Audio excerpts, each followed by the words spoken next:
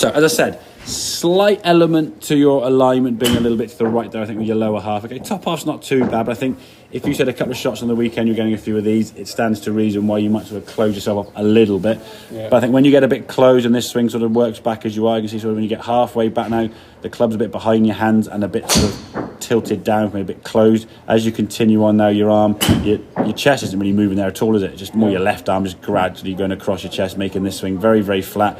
So you've got a short, flat, closed club face at the top of the back. That is basically lending itself to it. If for me, for example, I came back down to the golf and released it properly, my ball's going over here somewhere. It's a massive snap hook because that is really strong, really closed and flat inside.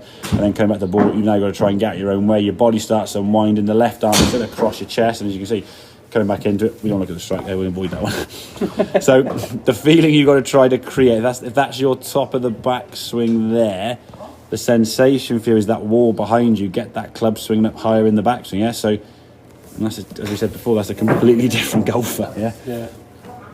Even if we shorten the swing, and went back a bit shorter, the club now you can see is in a much better position, more over your right shoulder rather than way behind you. You've turned better. Now, as a result, the club can come back down in a much more better angle. It's more in front of you.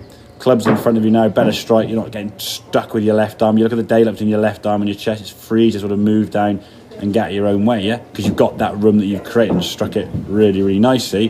Where this one here now, that left arm is stuck into your chest, trying to get out of its own way. There's nowhere to go. So you had nowhere really for your clubs to actually move, and all you could do now is move the golf club over that way, which resulted in the hosel, the shot you were getting. That's where the first 4 or 5 then were hosley.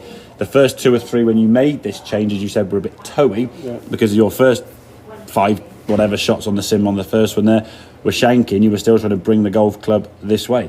Then you brought the club higher, but you also still brought the club this way. So you changed the contact with the correct movement, which eliminated or reduced the amount of shank you're going to get. But then from here now, you still went, I better start not shanking it. So you brought the club in a little bit, and what happened? You towed it. Yeah. Okay.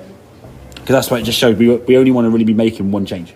We don't want 3, 4, 5 changes, because which one of the ones that we change and actually makes a difference? That's the first thing. Yeah, that's the smart thing. And then secondly, it's like, well, hang on, where's it going to go? So I think from you making some swings there, getting that sensation, that club is working up, missing that wall behind you can see is a much better turn with the body, the arms, the chest, everything now seems to be working kind of in unison together.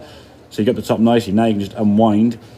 There's a good ability to unwind your arm and get back down in front of you with space now for your arm just to swish through and do the things they need to do, Your body's rotating nicely, so your body's responsible for that kind of rotational movement around you.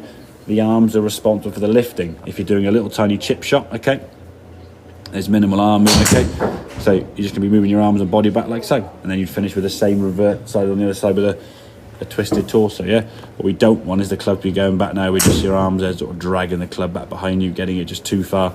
Again, stuck, trapped, all these terms that we see time and time again. Okay, mate, makes sense? Good stuff. Right, let's have a couple more then to see if we can get back in there. We'll try a different club. Go to a 5-iron. We'll see a longer one, okay, mate?